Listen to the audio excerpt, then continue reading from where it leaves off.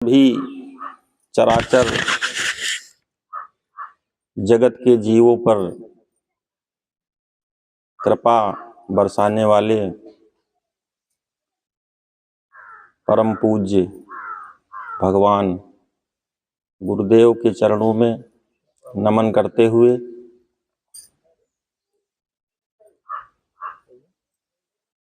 आप सभी को सादर राधा स्वामी।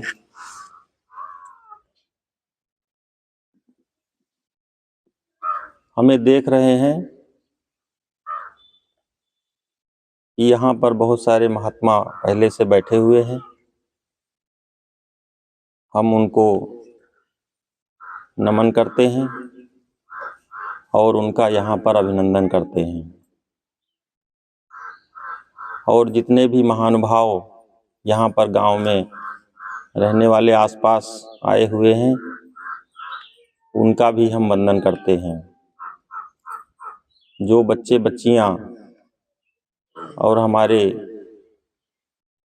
साथी प्रेमी जन यहाँ आए हैं उनका वंदन करते हैं। इस मकान के मालिक जिनके प्रांगण में ये भगवान का रामचंद्र जी का मंदिर है, तो ये जिनके भी आरक्षण में है, हम उनका बहुत बहुत ही आभार व्यक्त करते हैं और उनका वंदन करते हैं। और वो अगर यहाँ हैं सत्संग में तो थोड़ा सा अपना परिचय करा दें हमें। बाबा जी हैं। अच्छा, आपको सादर नमस्कार है।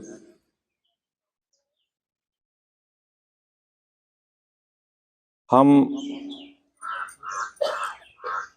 गुरु जी के आदेश पर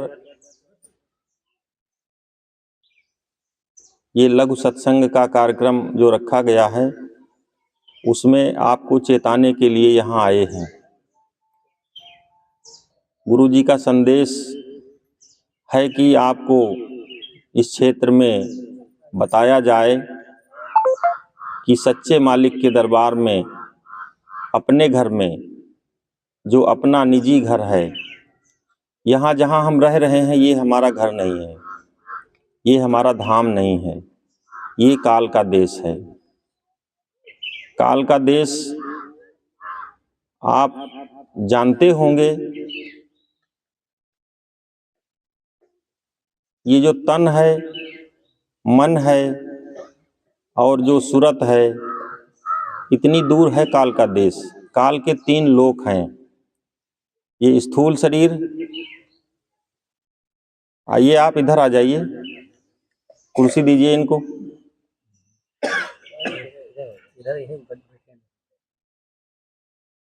और जो भाई उधर बैठे हुए हैं नांद पर या इधर उधर, बच्चों को इधर बैठाइए, आराम से बैठिए और सत्संग का पूरा लाभ लीजिए।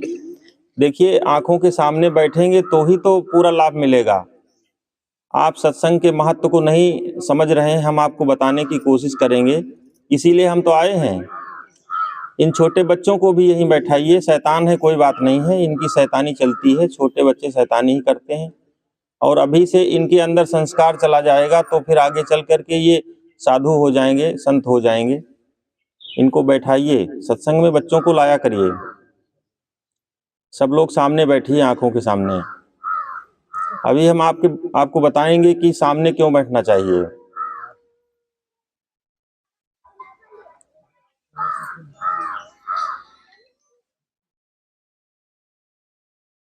तो ये जो है, हम जहाँ रह रहे हैं ये हमें नहीं पता है, ये काल का देश है। और काल कभी किसी जीव को राहत देने वाला नहीं है। काल, कर्म, गुण, दोष, स्वभाव, इतनी चीजें जो है जीव को बांधती हैं और इनका कारण बनता है मोह। मोह जो है कारण शरीर में विद्यमान रहता है और मोह के अंग जो है वो माया के अंग होते हैं। व्यापि रहो ब्रह्मांड मोह, माया कटक प्रचंड, सेनापति कामादि भट, दंभ कपट पाखंड। इस संसार में माया की जो सेना है वो कैसी है? व्याप रहो ब्रह्मांड मोह माया कटक प्रचंड। कटक माने होता है सेना। इतनी प्रचंड सेना यहाँ विद्यमान है। लंका में जहाँ रावण की सेना का वर्णन है, वहाँ पर चौपाई में लिखा है कि उसकी सेना में लिखा है एक एक जग जीत सक ऐसे सुभट निकाय। उसकी सेना में जितने भी राक्षस थे, जितने भी उसके अनुचर थे, वो लिखा है एक एक जग जीत सक। एक एक में इतनी ताकत थी कि जगत को जीत सकते थे। तो जगत क्या है ये जानिए आप। अभी तक आपने जगत यही देखा है कि ये धरती, आकाश, पेड़ पौधे, पशु पक्षी, इतना ही जगत आपने देखा है। ये जगत में नहीं आता है, ये तो परमात्मा की सुंदर रचना है। जगत आता है हमारा शरीर, हमारा मन और हमारी सूरत, जो हमें भ्रमित करने वाली चीजें हैं, उसे कहते हैं जगत। जैसे मन है, सारे जगत का मूल है, और मन ही जो है वो रावण है, और मन में ही सारे मोह के जंजाल होते हैं, मन में ही सारे विकार होते हैं। काम, क्रोध, लोभ, मोह, मद, मत्सर, अहंकार, अविद्या, अस्मिता, राग, द्वेष, अभिनिवेश, शब्द, स्पर्श, रूप, रस, गंध। तो ये जितने तत्व हैं, ये सब इसी मन में होते हैं, और इनके मूल में होता है मोह। इसका जो जड़ है, इसकी जो रचना हुई है, वो कहाँ से हुई है? मोह से हुई है। मोह सकल व्याधिन कर मूला, पुण्य ताते उपजय बहुसूला। मोह जनित जितने विकार हैं, वो सब जगत का निर्माण करते हैं। और जगत से छुटकारा दिलाना, ये रामचरितमानस में लिखा है कि जगत माने भव, भव माने संसार, और संसार माने मन। इससे छुटकारा दिलाने में जो है लिखा है भव निधि, गुरु बिन भव निधि तरय न कोई।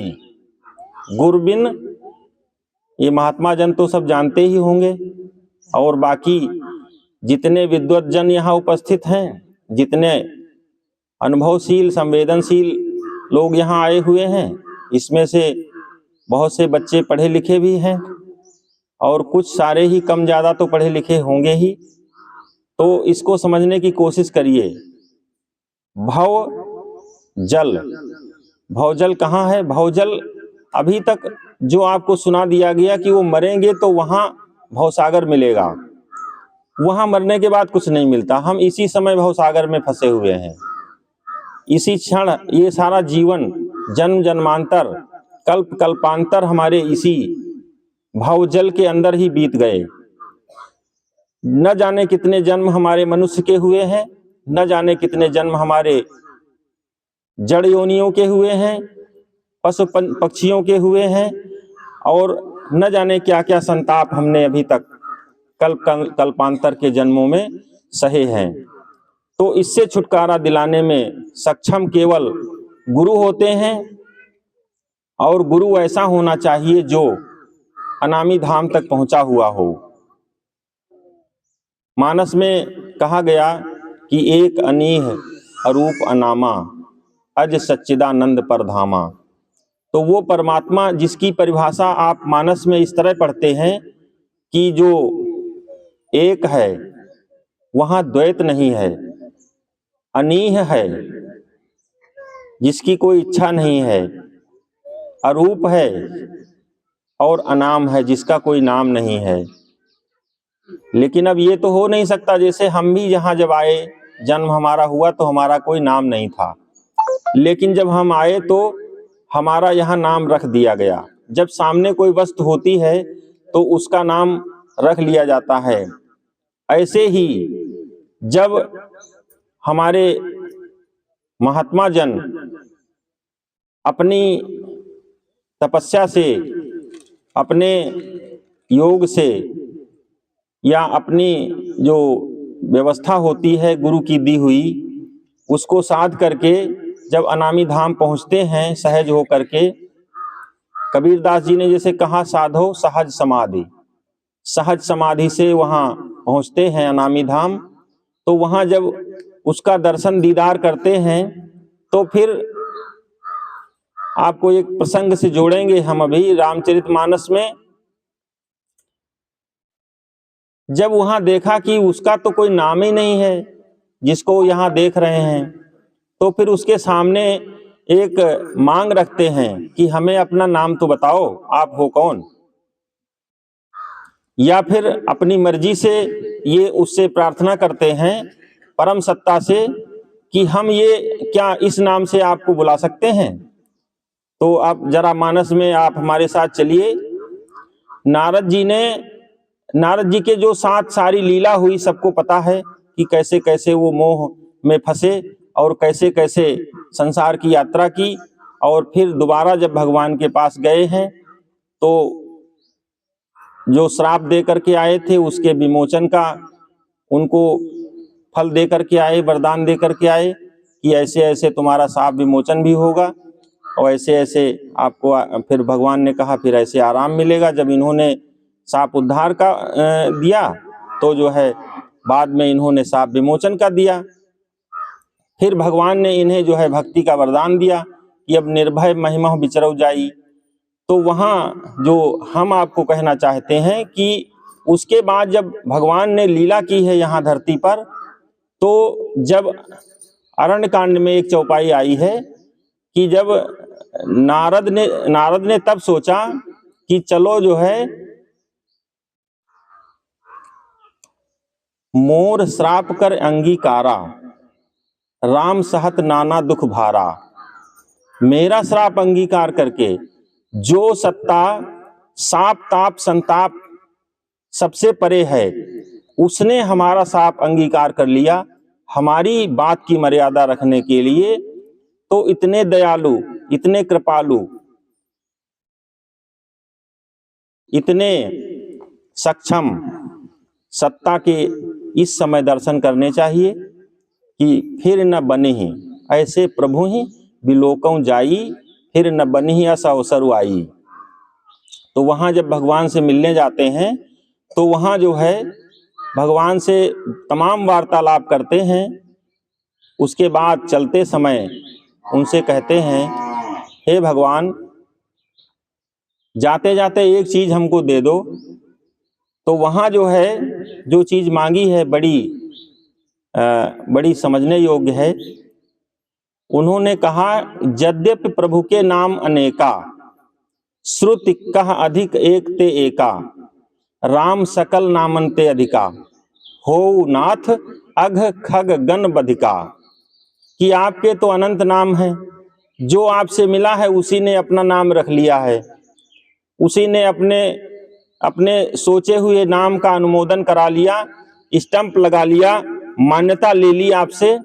लेकिन इतने नाम होते हुए भी हमारी भी इच्छा है कि हम जो नाम चाह रहे हैं वो ऐसा सिद्ध नाम हो जाए जो संसार में जीवों का कल्याण करने वाला हो, और वो है राम नाम। तो भगवान ने एव मस्तु कहा रमा निवासा। तो भगवान ने जो है वहाँ पर एव मस्तु कह करके नारद को विदा कर दिया और फिर उसके बाद फिर से लीला लीन हो गए। तो यद्यपि भगवान का कोई नाम नहीं है इसीलिए उनको अनाम कहा गया है। एक अनीह अरूप अनामा, अज सच्चिदानंद परधामा। अनाम होते हुए भी जो संत सत्पुरुष होते हैं वो किसी न किसी नाम का अनुमोदन करवा लेते हैं परमात्मा से। और सच कहें आपसे, अब हम आपको थोड़ा सा सत्संग के बारे में बताएंगे। सत्संग क्या है?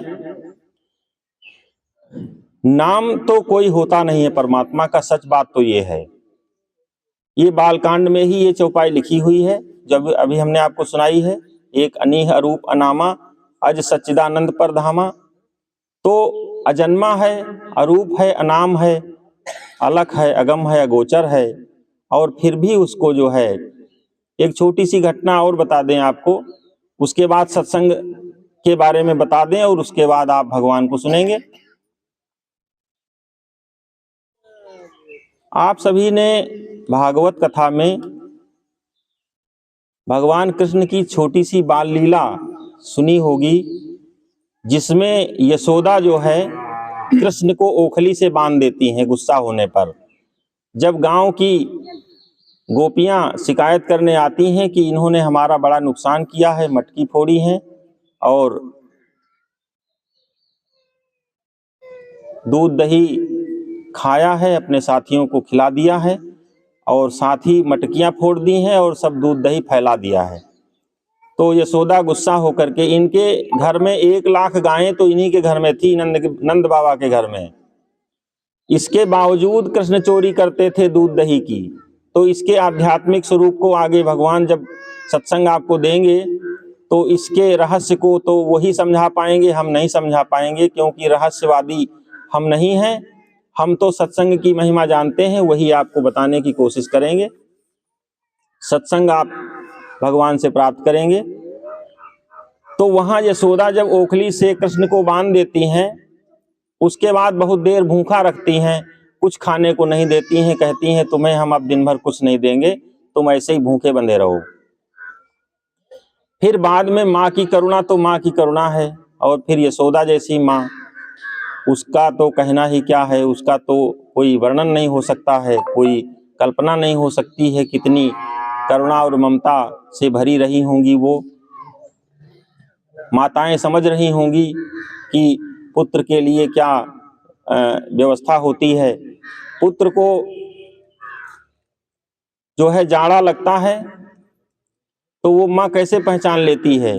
जैसे घर के बाहर माँ निकली तो माँ को ठंडी हवा लगी, जैसे ठंडी हवा लगी तो माँ ये नहीं सोचती है कि बच्चे को ठंड लगी होगी, उसको ठंड लगती है तो समझ जाती है कि हाँ बच्चे को ठंड लग रही होगी, तो वो तुरंत पहले, बाद में खुद कपड़े पहनती है, पहले बच्चे को कपड़े पहनाती है। तो इतनी जो है ममता, इतना वात्सल्य माताओं में होता है। ये ममत्व तो केवल माताएं समझ सकती हैं, पुरुष के बस की बात नहीं है। हाँ है जरूर, अगर कोई दशरथ जैसा हो तो हो सकती है। तो वहां जब ओखली से बांध देती हैं, फिर बहुत देर बाद याद आती है, अरे हमारा लल्ला तो भूखा होगा, तो उसे जाती हैं कृष्ण को खोल देती हैं और फिर रोने लगती हैं। वहां पर कृष्ण जो है, हाँ, फिर कुछ लाती हैं खाने को, कहती हैं तुम गांव में घर घर में क्यों जाते हो किसी का नुकसान करने, हमारे घर में इतना दूध दही होता है, जितना चाहो उतना खाओ।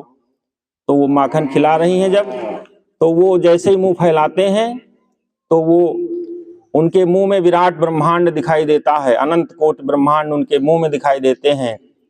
तब वो रोने लगती हैं खुद, कहती हैं कि हम आपको भूल जाते हैं बार बार, हम ममता में इतना लीन हो जाते हैं कि आपकी याद ही नहीं रहती है कि आप तो जो हम समझते हैं वो नहीं हैं, आप तो कुछ और ही हैं।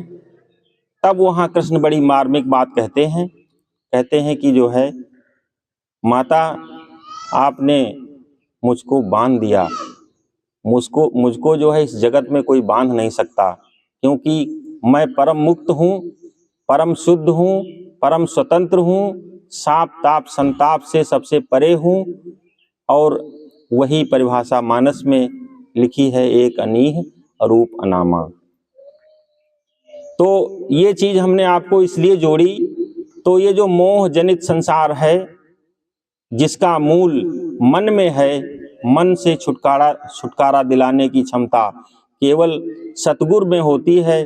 और सतगुरु ऐसा होना चाहिए जो अनामी धाम तक पहुंचा हो, जो परमात्मा के सन्मुख हो चुका हो और स्वयं परमात्मा हो चुका हो।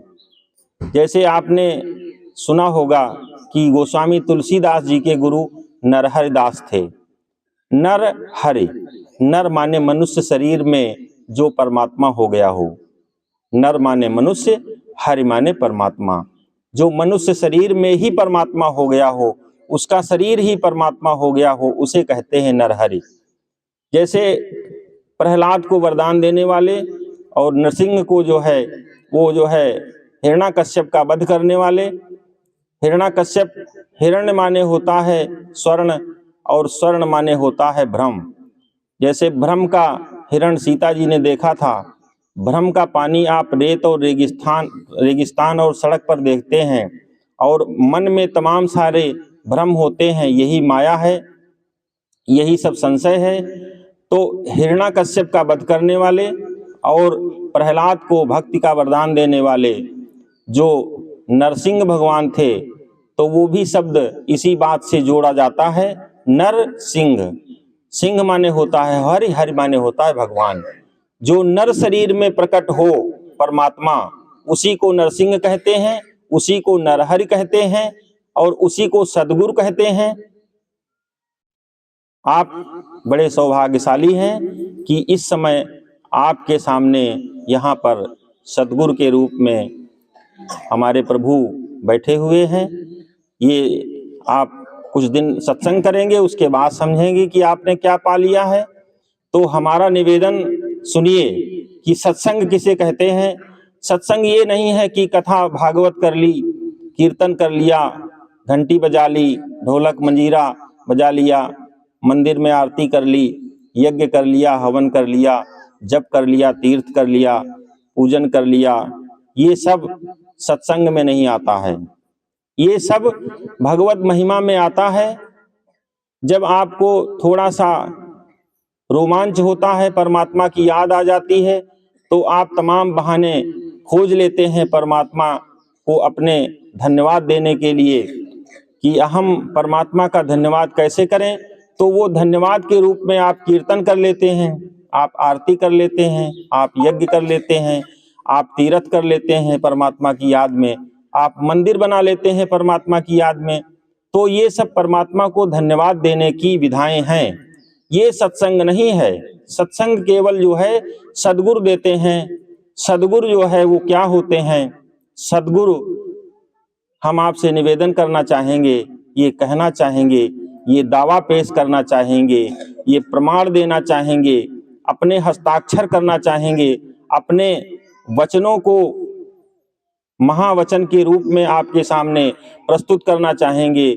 सद्गुरु जो होते हैं वो स्वयं परमपिता होते हैं, परमात्मा होते हैं, और वो आपके सामने जो बैठे हुए हैं ये वही हैं।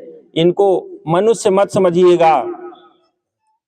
और इनके शरीर से जो अब आप प्रभु को जब सुनेंगे तो थोड़ा सा ध्यान से बैठिएगा, ध्यान से सुनिएगा। इनके शरीर से, इनकी आंखों से जो धाराएं निकलती हैं, जो विद्युत चुम्बकीय तरंगें निकलती हैं, वही आपके तमाम जन्मों के ताप संताप साप को हरण करने वाली होती हैं, समन करने वाली होती हैं, दग्ध करने वाली होती हैं, समाप्त करने वाली होती हैं, मोह जनित संस्कारों को खत्म करने वाली होती हैं, आपको जगाने वाली होती हैं, आपको सत्य धाम, सत्यलोक और अनामी धाम तक पहुंचाने वाली होती हैं। तो इसलिए आप इनको, भगवान को, प्रभु को प्रेम से सुनिए।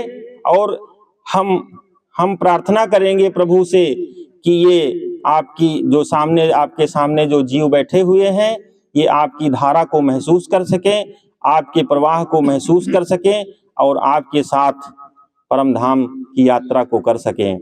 बस इन्हीं शब्दों के साथ सभी को पुनः धन्यवाद करते हुए सादर राधा स्वामी।